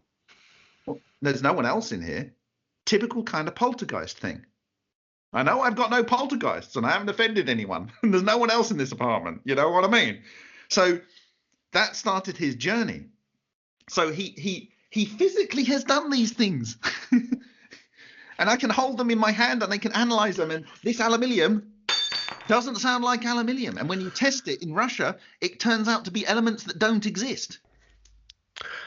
Well, that's the thing about the sapphire technology that amazes me, is it's transmuting elements. Well, I met them at Boulder, and I says, you need to come out and just say it's transmuting elements, because it is, and I know it is, and it will be. And they did have the guts to come forward. They went quiet on it for a bit of period, and then they realized, as I know, that the thing is that this technology can do the easiest. If you're not very bright, the easiest thing you can do with this technology is blow up. Yeah. And you blow it up into bits that are smaller than red blood cells if you work it hard. The problem is that the harder you work it, you start creating elements that are not even in our near universe, which is what Stanislav Adamenko did. He created things with 455 AMU. I mean, they don't exist on planet Earth or in our solar system or near universe. And he did it with 1 to 300 joules with an electric discharge, which was 1/10 the speed of light through, and it's a dielectric barrier discharge, which is exactly what it says in the Lockheed Martin patent. Okay, stop for a moment. Forgive me for, again, being a bit of a bully, and I apologize for trying to direct proceedings. I'm loving this conversation, by the way, Bob. It's great fun. If this is being universally suppressed, if there's collusion clearly between governments... Sorry, Ross, it doesn't need universally suppression. Someone said this to me, and it's very accurate. You have these Agent Smiths that pop up. They don't need to be told to rubbish you, or to say you should be doing something else with your life, or this is obvious nonsense because everything I've learnt in school told me that this is not possible. Every single person on the planet is a potential Agent Smith. They are. So you realise that sounds like you realise that sounds like conspiracy wacky nonsense. Because it's not. No, it's not my conspiracy nonsense. Someone else told it to me, and it's an accurate description because I've witnessed it. I've witnessed it from family. I've witnessed it from scientists. By the way, these people have come back and apologised and said I'm right. But it took years for them to see the truth. You have the world's archaeologists and historians that don't have a clue how these ancient structures were built. But I love Graham Hancock's work. Yeah. You know what I'm saying? It's like people who say, "How can you believe this?" and then they go to church. Yeah, sure. Come on. I mean, it's like they have this bifurcation in their brain where they can only accept certain things because that's what the real problem is if you teach a human a framework which they can live by, then they don't want to waste any more breaths learning something else. I think it's in the Jewish text. They said, "You give me your child, and I'll give you back your man at 7." If this is being suppressed by, I think to use the terms that you're using, you talk about Agent Smiths. I mean, essentially, you're not talking about a conscious suppression, apart from a few who are clearly in the know. It's more a public perception of that can't be possible, therefore it isn't. Is that correct? was it Isaac Asimov who said, like, if a technology is sufficiently amazing, it would look like magic, you know? Yeah, Arthur C. Clarke. Yeah, yeah, Arthur C. Clarke. Lucky guy living in Sri Lanka. It's a beautiful place. It's like where I live, except it's civilized. Yeah. Relatively. I mean, obviously with the war and terrible thing there. But anyway, it's kind of like a polite India, really. That's basically what I meant. Yeah. You can drink wine and have cheese and things like that. Anyway. No, I mean, what hope is there, Bob? Just a devil's advocate there. If essentially the scientific establishment is so closed-minded that it's not even prepared to contemplate the possibility of you go round them. That's what the project's doing. Be the change you want to see in the world. Don't wonder why it's not happening. Get it done. But what about, for example, I had the privilege of interviewing Elon Musk once, and it was hilarious because I had the feeling when I was talking to him that only about 1% of his brain was actually dealing with the interview and the rest of it was solving some amazing problem. He really is. He's some incredible intellect. He's a really impressive guy, but, you know, almost on the spectrum in terms of how he deals with people, very impatient and intolerant of fools. But why wouldn't somebody like an Elon Musk, who's now about to become the world's richest man, why wouldn't he just have a couple of scientists to have a go at LENR? Are you saying that maybe he is? Why is he going to tell you that? Maybe he is. He should be. I mean, for me, I consider, and no offense to Elon Musk, I think he's a bit of a joke, and I'm probably in the minority who are not worshipping him. He's achieved some amazing things. I like to watch. I mean, I got my whole family watching the launch of the first the two US astronauts that went up, and then I got them all. Even in the middle of the night, I had my kids watching it, and the landing of the crafts down, because it's wonderful. But it's for extraordinary. Me, it's kind of toys compared to what people were using 12 and 20,000 years ago, and it's overly complicated.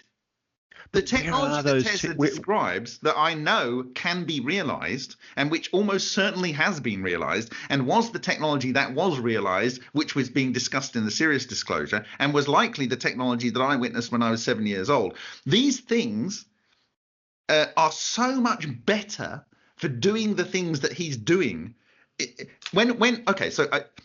John Hutchison is here, right? Ken Shoulders comes in 1981-82 to try and find out what John Hutchison is. This is the guy that invented microelectronics. He spends 33 years of his life until he dies trying to explain what John Hutchison did. Now, what did he do? To find out what he was doing, he went back to a guy called Winston Bostick, who from 1949 to the late 60s, early 70s was investigating ion electron pairs being fired into a chamber over a magnet. And in 1957, he came to the conclusion that this explained everything you can see in the cosmos, the shape of galaxies, the formation of galaxies, and quite possibly, he said, that it explained everything down to the microcosm, atoms and subatomic structures, that how they were formed. And do you know what he was trying to do? He was trying to, under government contracts, work out what how the H-bomb could be converted into domestic fusion. He never mentioned Tesla in his works, as far as I can work out. But what he did say, and he said that we can travel to Mars extremely quickly using this technology. And he said that, I think, in 1959. It was some lecture he gave somewhere. So you look into the work of Winston Bostick.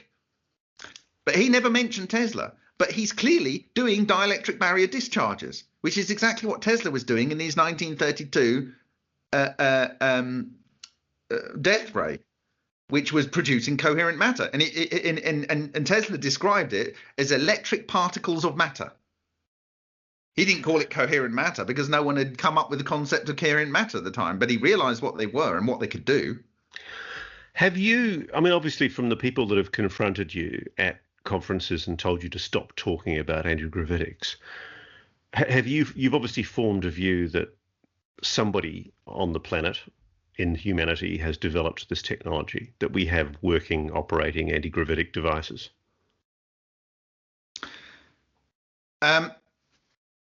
I've been specifically told that some people have had, as I described you, the person warning me says that they know people, unless they're just lying or they're being bravado, which is possible. It's possible. Sure.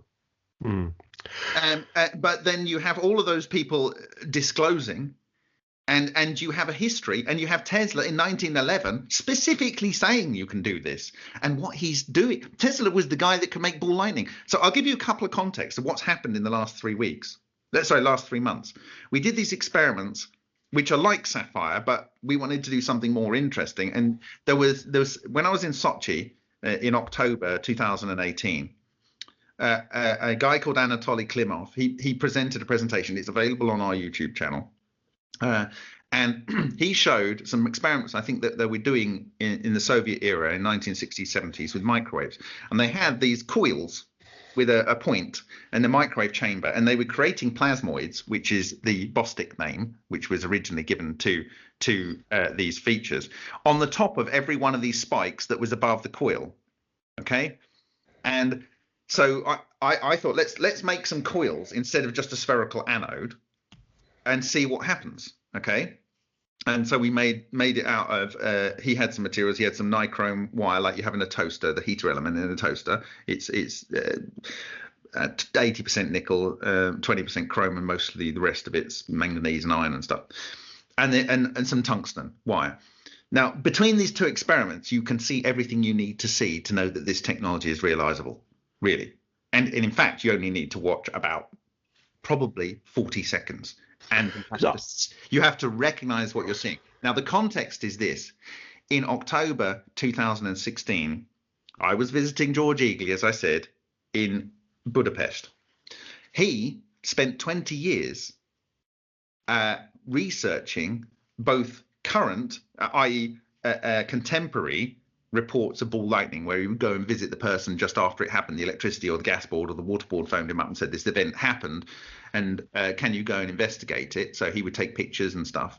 Okay. And he would also speak to people that had historical accounts of ball lightning. And ball lightning is a real natural effect, which, like the pyramids and like Nan Madol and like Machu Picchu, and they can't explain the old stuff. They can't explain how it was built. No one can explain ball lightning. The US Navy has tried really, really, really, really, really, really hard. And in fact, in October 2001, they requested Eric, who works with Hal Puthoff, Eric, I can't remember his name. Dr. Eric Davis. Eric Davis, yes, to find out who in the world knows anything about ball lightning and report back. And they came back with these X, Y, and Z, and they said that there's two avenues to look down. One is the work of Ken Sheldon, who was trying to work out what John Hutchison did, who was trying to replicate what Tesla did. Tesla was saying that he was getting his information from aliens, right? Okay. And so anyway, and so it's all connected. It's all absolutely, completely coherent story. Okay. So sorry, what was my point then? God, it was a very good point. You were talking about the experiment that you did with the tungsten and manganese wire. So he's telling me two anecdotes. In fact, these documents were then taken by the US government, and they've been declassified, but you can get them off his site anyway. And in fact, I think I have one of the two major reports next door here. He gave me two examples of ball lightning testimonies. One is, so firstly, just to tell you, this is a Hutchison sample. Okay. And this Hutchison sample has large chunk of quartz in it, has bits of plastic in it, it has lots and lots of spheres, and it even has something that looks like a geode in it over here, which is formed in it. And this was found growing by a large industrial capacitor in one corner of his lab, not in the active area. Now, I know that ball lightning can go through a window without making a hole in it. Sometimes it makes a hole in it. At some point, I'm going to explain exactly how that occurs, not now. Exactly. And there's two types of holes. It can make a hole round its coherent matter skin, or it can make a hole that takes out the whole sphere, the whole circle as it goes through. But often ball lightning would just go straight through glass, and there's a reason for that. But anyway, ball lightning has even been known to walk into a plane, go into a plane through the aluminium skin, and go down the aisle of a plane, right? But I'm going to give you 2 examples of ball lightning which tell you all you need to know in context of the videos that I've been sharing just before Christmas. One, this testimony was the ball lightning, wherever it was, they tend to float above the ground. That is very important. They don't like to, if they go to ground, they discharge, but they tend to float above it. They kind of bob around above it, right? But out of one of these ball lightnings, maybe it was destabilizing for whatever reason, a load of sand fell out. Another testimony is where there's ball lightning and it's floating around, and gallons, not a gallon, not a litre, gallons of water come out of it. So let's say it's 2 gallons. That's 9 litres, or if you're in America, it's at 8 litres because they get shortchanged, something like that. And you get water out. What is that telling you? It's telling you 2 very important things. I'll give you. Can you work out what the 2 things that are important in those 2 testimonies? I cannot, but I'm sure you're going to tell me. Got a plasma thing, right? I arguably think people think plasma is hot. Now, what I can tell you is that coherent matter can be formed at absolute zero. That's where it was first done in 1995.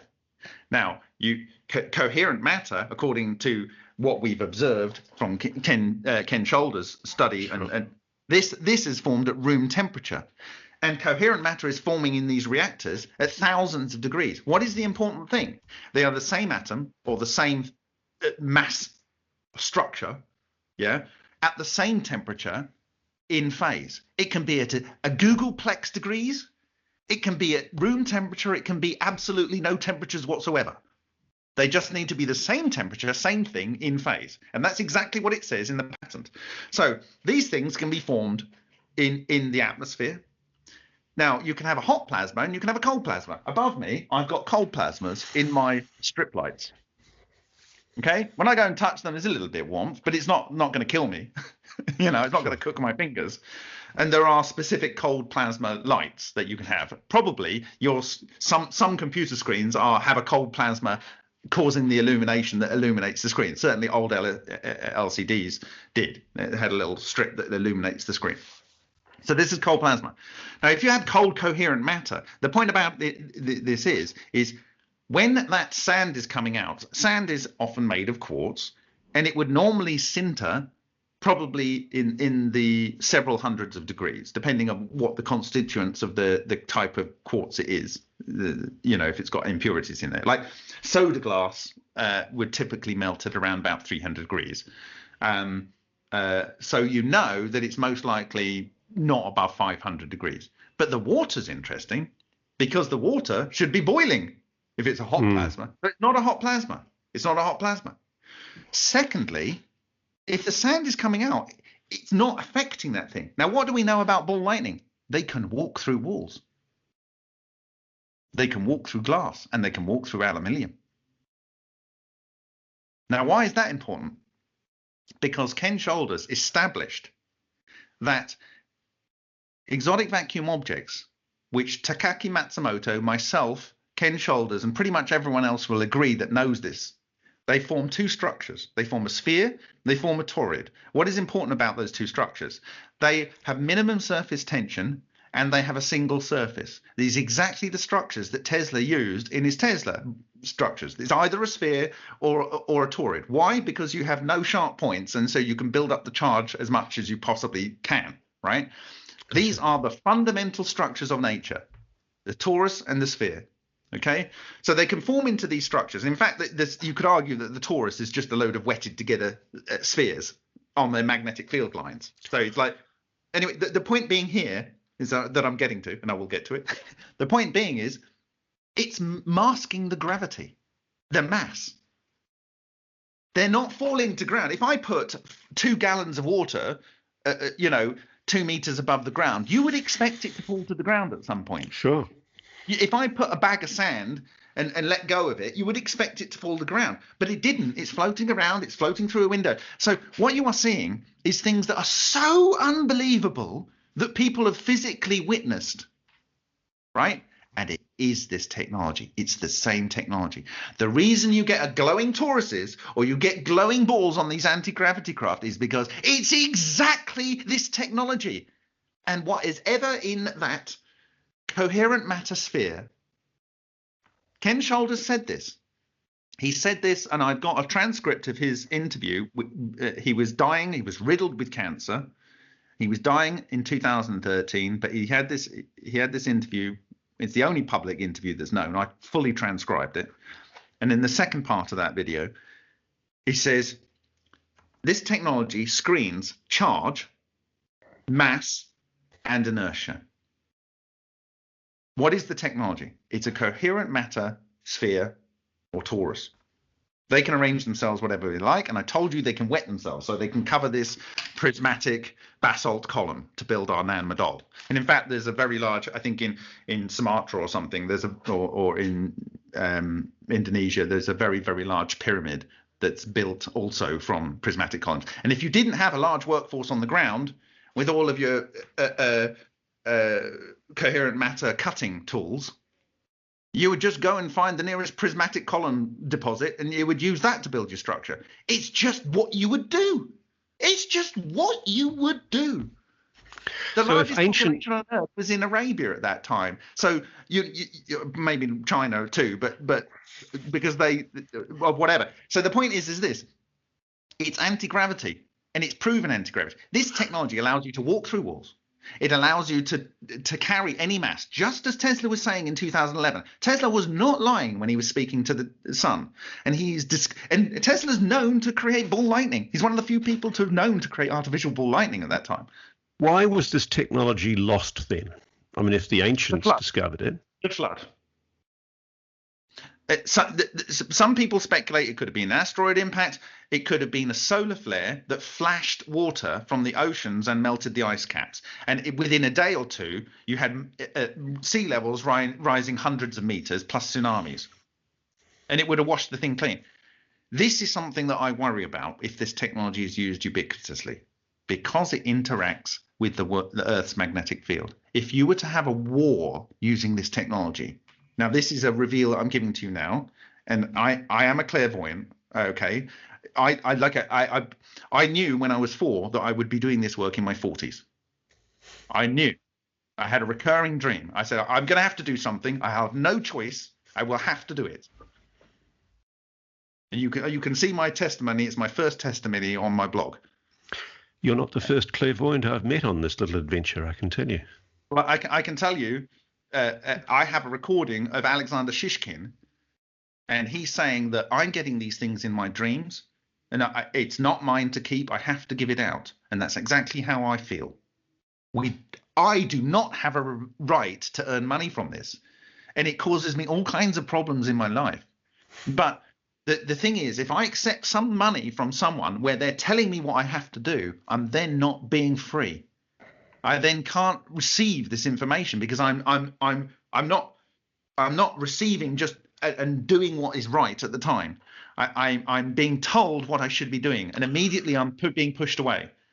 Can I ask you this? Do you think consciousness is part of this phenomenon? Absolutely, 100%, certainly, and I will argue that case in the coming year or years. And precisely the mechanism, I will argue. Can you explain at least some of what you mean? You can make coherent matter out of anything. You just need the same temperature, the same phase, and the same matter. Okay. There is a form of matter in the universe. This is based. I'm going to give you. This is another exclusive for you. There you go. Ta-da! Let me see if I'm still recording this, because I'm not very good at what comes to me. I'm not really allowed to give to anyone as a one-on-one. So I have to publish this basically immediately. I understand. That's absolutely fine. I've got nothing to hide myself. Yeah. After the birth of the universe, if you believe that story, but it doesn't matter because these things are created from supernovas. You do not need a big bang for these things to be created. But there's a paper that I shared 2 years ago when I was preparing to translate this book, Space Earth Human, which will explain the science. This is Alexander Parkhomov's book in Russian. Mm-hmm. Russian. You can get it. It's actually still discounted on Amazon store. But this explains how he discovered this form of radiation. And he actually, his fourth chapter in the book is most interesting because it's how he learnt the technology to be able to discover this form of radiation. And what was he doing? It's called Where Physics is Powerless, right? And what was he doing? He was running the equivalent of the program that Hal Puthoff was running in the US on the psychic spies. Oh, wow. Yeah. It's the same technology. It is conscious controlled technology. Look, listen, this is a demonstration I have to people, right? And for the people that can't see what I'm doing, I'm flinging my hand up in the air. This bag of that I'm having my mortal experience in is a conscious technology. It's made of the same stuff, and it's controlled by in the same way. The problem is we are imagining ourselves as the boundary of what is possible, and we have to physically do things, but that's not the truth. And you know, after I presented that Nan Madol presentation, and I said that in this book by Takaaki Matsumoto from Hokkaido University, he discovered that in his palladium deuterium reactions, he found that if he cut open, can you see that there? Yes, I can. Yeah. If he cut open his electrodes, he found these things disappeared in the middle. And when he looked at it under the scanning electron microscope, he found these spherical sections removed along the crystal grains. It starts off small and then it gets bigger, right? Mm-hmm. And he concludes that these are microball lightning. And in 2001, he concedes that they were actually exotic vacuum objects, as Ken Shoulders had discovered, although he didn't discover it, he just named it. And forgive me, just explain that to me, the bear with the very small brain. Why is that significant? The concept is here, and he's drawn it out explicitly. It starts off with a few of them on the crystal grain boundary, and it grows to surround the crystal grain, and then it'll actually eat it away if you keep it going, right? This is exactly what's happening when I'm lifting this crystal out of the mountain. The things go round, they grow, you get enough of them, and so that's that. So after I gave that presentation about Nan Madol, someone sent me something that was declassified on the CIA archives about Jack Hoke's work on spoon bending. Okay, because if you look at my presentation, you will understand I introduced the concept of spoon bending, but in a different context. It's to do with an ancient temple which I used to live 2 kilometers away from in India for a couple of years.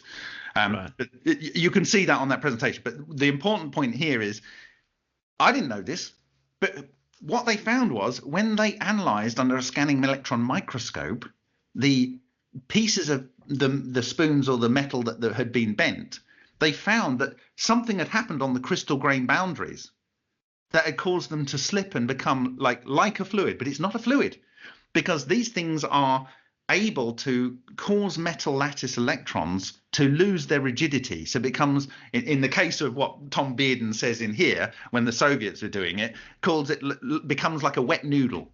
You can make a nail turn into a wet noodle. And he actually describes it here.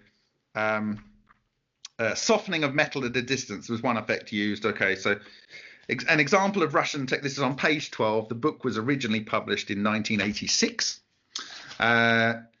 An example of Russian tech. Some years ago, coordinating with Western but non-US aerospace firm, I furnished the firm with the names of addresses of some Russian scientists in Moscow, since it was clear from their internet site that the scientists were on the fringes of the KGB energetics weapons program. An excellent European engineer fluent in Russian was sent in several times. Several unusual things were demonstrated to him, including transmitting enormous energy down a very thin wire. And in fact, I have a video of this, and they tried to sell it again later. They used a Tesla coil with a spark gap, and down a 8-micron wire, they transmitted something like 25 kilowatts. An 8-micron wire, 25 kilowatts. But why? Because you make it into an exotic vacuum object. The exotic vacuum object uses the wire as a guide, because it likes to be in the metal, not in the air, because that's a barrier in impedance. So it likes to stay along the wire, and it's trying to find ground, which all through these tungsten light bulbs, there's ground at the other end. And as it goes through the inductor in the tungsten light bulb, it causes a slight dishevelment of the structure of the exotic vacuum object. Also, the exotic vacuum object's coherent matter interacts with the tungsten, which I've demonstrated many times through historical and our own work. It gets eaten with these things, producing vast amounts of light and transmutation. And that's been observed by the Sapphire group when they had a tungsten meltdown. And that makes it glow. And so that's the one thing. The second thing is this: cold molding, or turning metal into liquid at room temperature, pouring it into a mold and then letting it sit and harden, all without heating. Now, what have you got in quartz? You only need to be resonant with the quartz. Quartz is silicon and oxygen. Silicon is a semi-metal. If you know what you're doing, you can take your little metal rocks, carry them up a mountain, put them into a bag, make them a liquid. They're not hot. They're not even going to burn the leather bag. Let's say it's leather, right? And then you set it in place. Or if you want to get a perfect seam between two rocks, you use your anti-gravity with your cone-shaped hand tools to move it into place. And then you use your coherent matter wave beam. And as you're lowering the rock, you go, and you get an absolute thing that you can't put a fag paper through. When you understand the technology, it's trivial. These technologies are trivial. And if you don't believe me, believe that Lockheed Martin, Ben Rich, in 1994, he was dying from cancer. That's when you start to tell truths, right? Yep. I think it was UCLA lecturer or something. He'd just retired 2 years previously and was the second and longest serving director of Lockheed Martin. He says, anything you can possibly imagine, we already know how to do. We know how to take ET back home. That's a weird phrase as it is, because it implies ET's already here. Who is ET? Are we ET? Are we ET? What is the missing link? Hello? Sure. Did the Sumerians really take hominids and put some of the genetics in? That would have been a hard argument 30 years ago. It's not a hard argument now, because you can go on eBay to do CRISPR. I think you're absolutely right. What I have trouble with, I wrestle with the fact that as a journalist, pretty much every dirty secret has a way of wriggling out into the open. I find it incredible to think that a secret like this has been kept. It's not just too by unbelievable. Not just by one government, but by all governments, by all scientists. I mean, sooner or later, somebody would blab. Look at Tesla. As soon as he had discovered X, Y, and Z, he wanted to bill millions. $33 million in the 1930s or whatever. That is unimaginable amounts of money for someone to ask. He was recognizing the value. The UK would have been impenetrable. There would have been no blitz. There would have been no V1s or V2s. Probably America would have never gone to the war, to the moon, because Werner von Braun would have never gone back and made some fireworks to get up there. Yep. Apparently, I don't know, but apparently Werner von Braun in 1937 was working at Los Alamos using Tesla designs to anti anti-gravity craft. And then he went over and carried on the work on the Foo Fighter program, which is interesting. It's called the Foo Fighters because the Foo Fighters are the dragons that stand in front of the Forbidden Palace Imperial Hall that I witnessed when I was 18. And they have an exotic vacuum sphere object, the structure of it, under the dragon's right-hand paw. And that temple dragon, or Foo dog, is based off ancient Indian temple dragons. Or dogs. Look, I'm not saying no, Bob.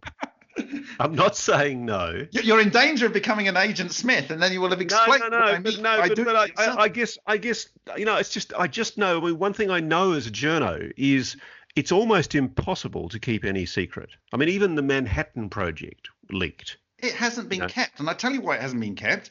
That paper that was declassified in 2003 that I referred to earlier about Jack Hook's work and the analysis and finding the effect was on the crystal grain boundaries is exactly what I see in this sample from John Hutchison, which looks like a mountain made of prismatic basalt. And it's exactly what is being observed by Takaaki Matsumoto here. Exactly the same thing. This is in aluminium. Takaaki Matsumoto was observing it in this. But it's, can I just double check though? It's implicit from what you're telling me, and I need to get it from you explicitly. There are a lot of people, the majority of people who are stopping this technology from manifesting itself in the public arena are people who just have a mental block about it. They refuse to accept that it's even possible. But you're suggesting that the people that shut Hutchison down and others, the people who are threatening you appear to be suggesting that there is a conspiracy, that essentially there's a group of insiders who are gifted with the knowledge. I was told by someone who introduced himself to me as someone who worked on black projects, and who not only worked on black projects but did work, and that work, just as he got to the point of it being a useful technology, someone would come in and say, sorry, you can stop working on that now. We're going to take that from it. And this is the story he gave me, right? This is the story he gave me. Now, the guy's freaking bright, right? And I had no reason to disbelieve him. I recognize that many of the people that have reached out to me have some military or security services connections. I don't give a shit. It's the truth. Because I'm not about to kill myself. I have no reason to kill myself. And you know what he said? I think it was in September or October last year. He says, I went to a military conference, and they all know about your work. And says, this is what he wrote. He says, don't worry. No one wants to kill you because they're using your research in their own fusion research. Yeah. But what hope is there, Bob? I mean, accepting what you say, what hope is there? I mean, what's going to happen to Sapphire? Because I mean, as a credentialed journalist who's been accomplished, okay, I'm assuming that your bio is, I'm taking it at face value because I only saw your bio 2 days ago and I didn't bother to read much of it. That was enough. I don't mind talking to him. My point is to get the information public, right? Sure.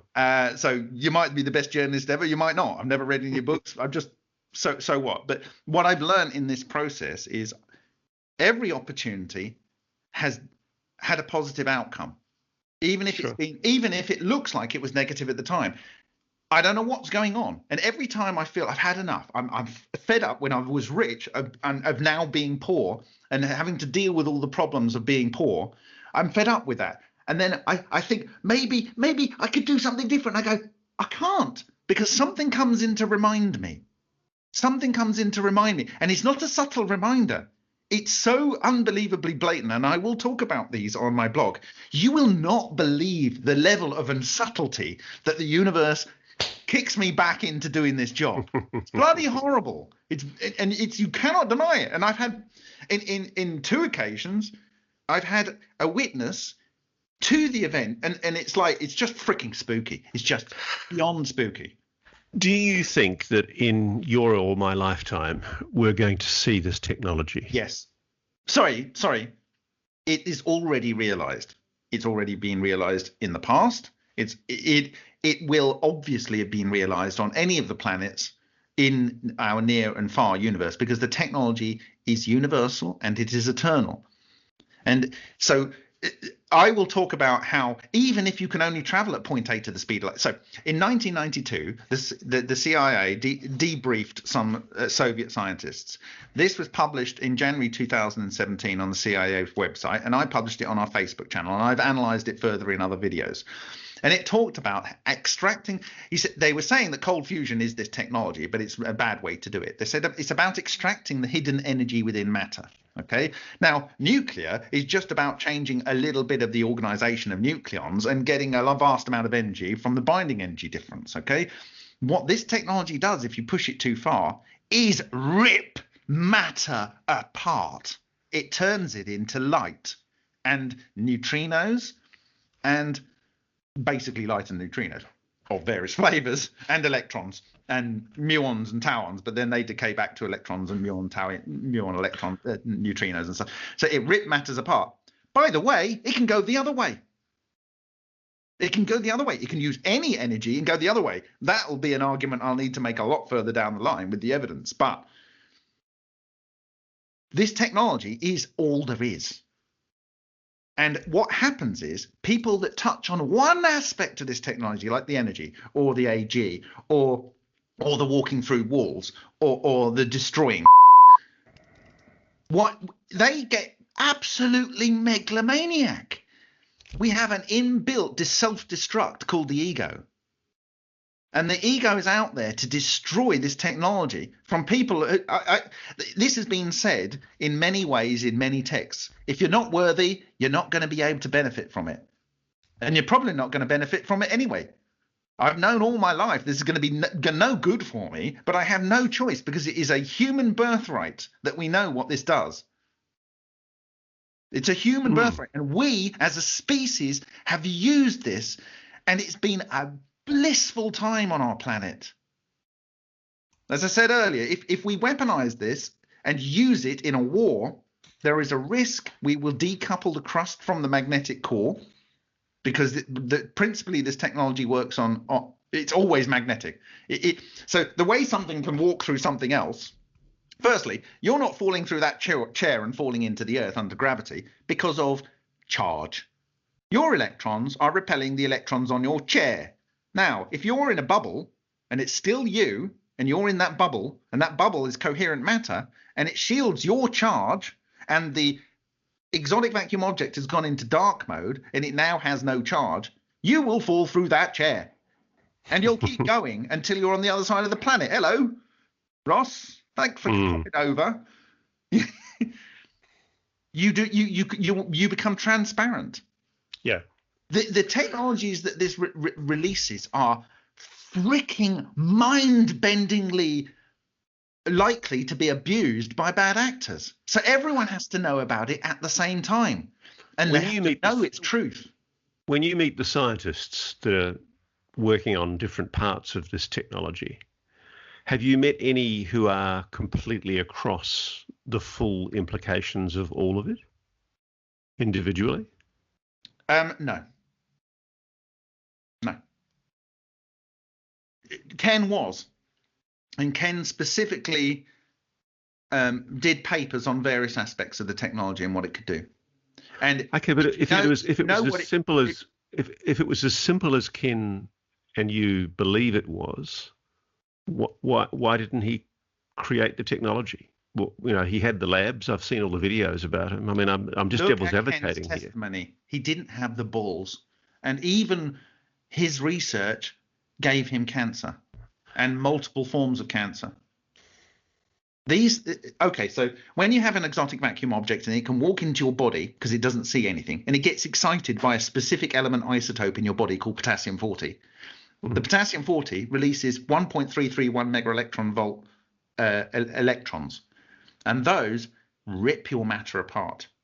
Now, in Russia, where they've been properly thinking about this since 2009, and they had a team working on it, they have shown that mice exposed to exotic vacuum objects released from a cavitator prior to being exposed to radiation that would accelerate the production of melanomas, found that it suppresses the melanomas.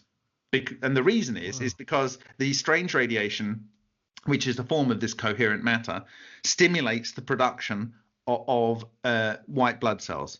So when you then get exposed and there's some bad stuff going on in your body, they deal with it, right? Because you've got a higher amount of them. If you expose after, it accelerates, because this technology accelerates life. And in fact, it is the path to slowing down and accelerating life. The problem is when you're in one of these spheres,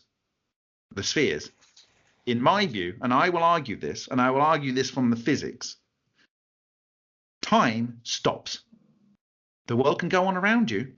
Time stops, which means you can go into the future. You understand the implications? You could have a nap in there. You can have a nap in there, have your 8 hours rest, come out, and you're 8 years younger relative to everyone else. The implications of this technology are so frightening to so many people and so unbelievable. The other thing is there are unimaginably scary things which you shouldn't do, and the spirit world does not like it. And I won't go into that. but there's things you can do with this technology that you shouldn't do. I mean, that you might want to benefit from, but you shouldn't do it. Why is the spirit world, if, as you say, it is clearly engaging with humanity, why? I mean, the experience that your father described was clearly spiritual. It was freaking weird when I reflect on it now. Sure. Yes. And look, you know, I mean, I don't know whether you've followed Stephen Greer's CE5, where they talk about meditating and attracting the phenomenon, and on numerous occasions, and I've seen it myself, people meditate and they seem to have a capacity to attract the phenomenon. I've seen orbs, I've seen glowing objects or lights manifest themselves over individuals, or display on the horizon, and wink, and in fact respond to a torch. Well, it's a spiritual thing. The thing is that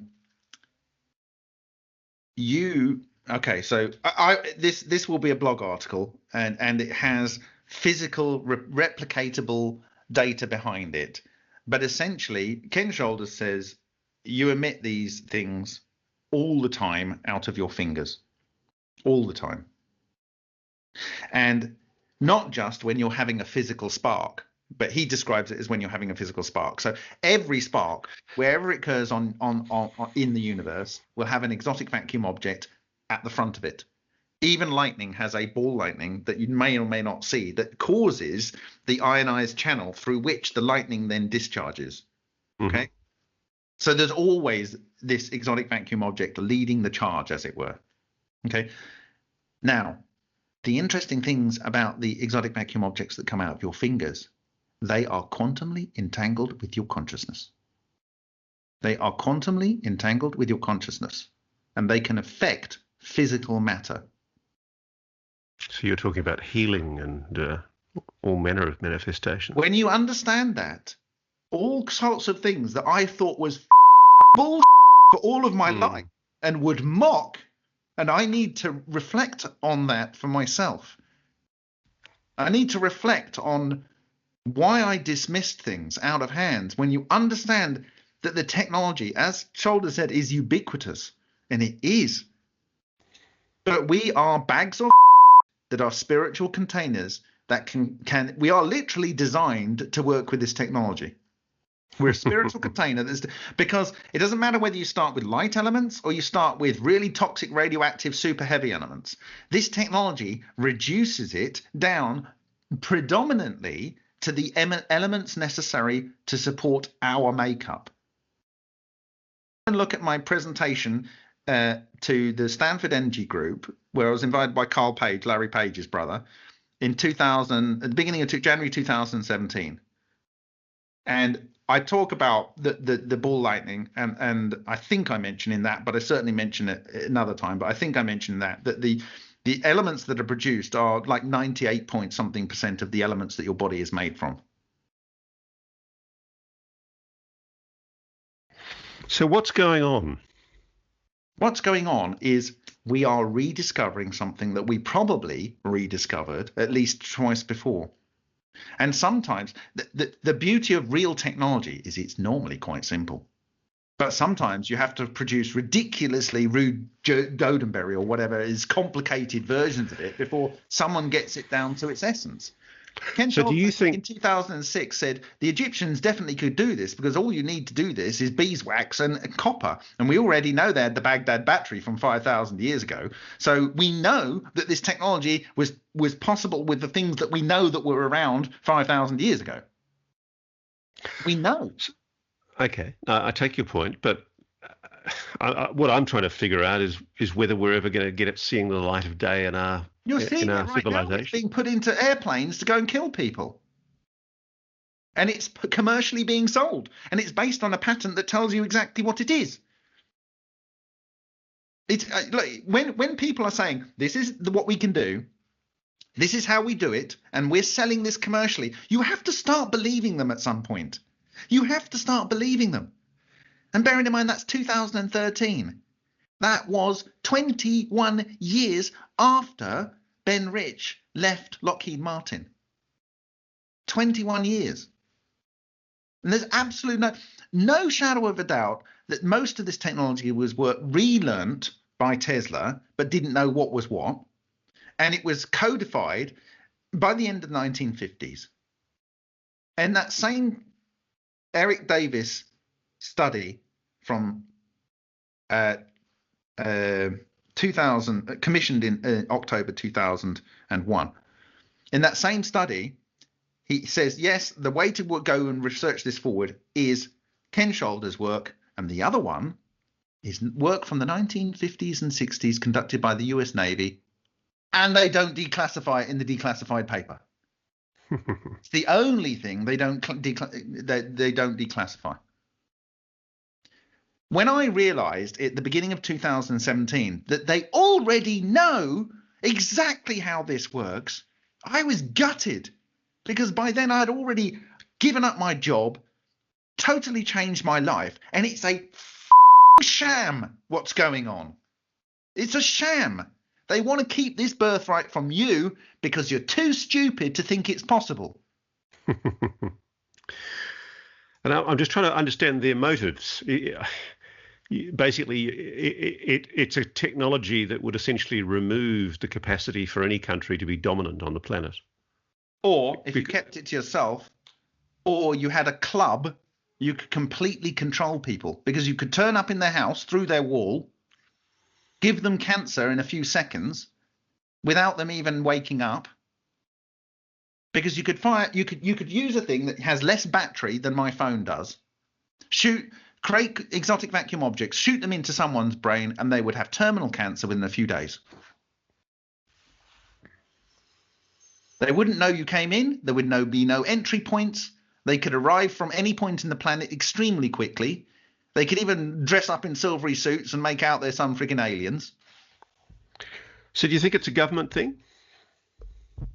Because I don't. I'm not into that kind of conspiracy. What floats my boat? No. How does this work? I'm not inviting you to speculate on conspiracy. I'm inviting you. We actually are. You said, do you think? I'm inviting you to talk about from what you've heard from people who are actually studying the technology. Do you get the perception that the primary research is being done from within government, or is it being done by private corporations? Well, Tesla. The reason I ask is because Tesla I think was a private individual, okay, but he worked with various organizations during his time, okay. John Hutchison tried to work with various military organizations in Canada and in America. He went to Germany, he went to Japan, he was in Austria. So he went around, and many of them were military, because at that point, that was where all the money is. And to be honest, that is where all the money is. And so Lockheed Martin didn't do this out of charity. They didn't think, oh, well, we're gonna spend a few $100 billion on researching this stuff just because we're interested in it. No, but the reality is, if you actually believe it's possible, and you can look at the archaeological record and the human evidence that's set in stone, it's literally set in stone. Yeah. Am I keeping your wife awake? No. I think I might need to pull the pin fairly soon, because it is getting very late here. Okay. You've given me so much to think about, and it's quite exciting, because I would love to have a further conversation where you maybe get into my head about who are the good people to speak to. You've mentioned a lot of names of people who you've engaged with in your research. I mean, obviously I want to talk to Childs and Claridge from Sapphire, but I'm really interested in well, you know who their top consultant is? Lockheed Martin. Yeah, I know, that's what worries me. They've self-admitted they're working with the CIA, and they've given them classified patents to work with. So are we going to see the suppression of the technology at some stage, do you think? I fully expect some plates to be spun. Yeah, I mean, that's the worry. The worry is, I think Montgomery Childs is genuine. He's a religious man. I'm not a religious man, I wouldn't say. I say through working with this technology, I've regained my spirituality. I wouldn't say that a religion that was invented so that a former king of my country could divorce a wife is what I should be following necessarily. But you know, it's just so farcical. It's like it's like a football team, isn't it? It is. Yeah. But definitely it's game most, and also it has made me not fear death at all, which is quite important when you are talking about this subject. I think because there's always some loony out there that would be willing to, you know, I used to know some people who could get anyone offed for about 50 quid, 50 English pounds. That is the price of your life in the UK. So, you know, I'm only ever being protected by the will of the universe. I fully recognize that. It's extraordinary. I mean, when I was offered $50,000 in 2017, in February or whenever it was, somewhere, to go and write the X Prize for, as far as I was told, a group of Silicon Valley head honchos for the energy side of this technology. And I would $50,000 for 6 months' work. I desperately needed the money. But if I had done that, I wouldn't have done the most important research that led me to understand the truth of the situation. And in rejecting that offer, which would have been extremely good for my family, and would have been on a family level a very good decision, but I would have been literally selling my soul without knowing it. Yeah. Been selling my soul, I would never have been able to tell you what I've told you today. It would not have been possible. 100% certainly. The things that were done in 2017 were foundational. And I said that I did not want to find myself with 2 holes in the back of my head from 2 different guns in a kind of suicide. Because shit happens like that in the US. Yes. And it's not like whether you think that's overreacting, it doesn't matter. Because I'm here to do a job. I've known it all my life, all of my sentient life. And I have no choice. And I can't put that at risk for just being able to eat slightly better food, live in slightly better accommodation, and keep those around me that want more in their lives in a slightly better level of comfort. Good for you. Because I might end up dead. I might not have even got the first paycheck. Yeah. And instead, I met the most amazing people. Yeah. And absolutely to have predicted the way that this does and say that in front of the nuclear authority in that Mumbai University, and then the person in the room that isn't about to mock me or can't understand the implications comes up to me, taps me on the shoulder and says, we need to talk. And I meet in the following day. And things that I predicted that could happen with this technology, I see within 24 hours into his lab. I take away samples, and they're my first samples that I witnessed strange radiation from. So if an Indian scientist has done this, why hasn't India produced the technology? No one would believe him. No one would support him. He had to pretend you can see the whole story laid out on our Steemit and on YouTube channel. He had to pretend that he was doing the work that he was respected for and became one of the biggest in his field, which is ultrasonic technology, principally for cleaning. Okay, he had to pretend that to get a loan so that he could conduct this research, because he saw transmutation happening with his ultrasonic treatment systems. And so he then pursued for 4 years and created 3 different systems that were producing transmutation. So hopefully we're going to get to the stage where this technology can no longer be suppressed, with somebody like your good self spreading far and wide the knowledge of the technology. Well, it dawned on me also in 2017 that the internet is definitely not the place to do it.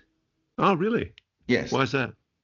It's the place to try to do it. It's the place to engage with people, but you need the record. You need the record that no one cares about since 1986, that no one cares about since 1993, that no one cares about.